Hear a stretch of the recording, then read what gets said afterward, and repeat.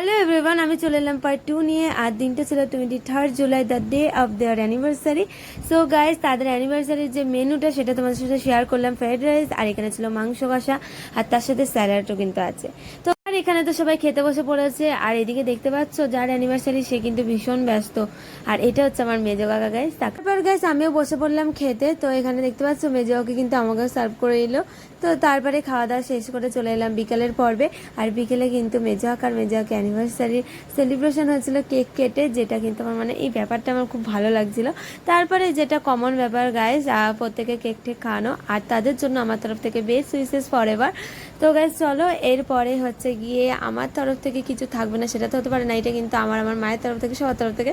যাই হোক গাইস, এই যে মা কিছু ক্যাডবেরিজ এনেছিল, তো এখান থেকে কিন্তু আমি এটাকে বুফে টাইপসের করে মেজোকে দিতে যাচ্ছি এখন।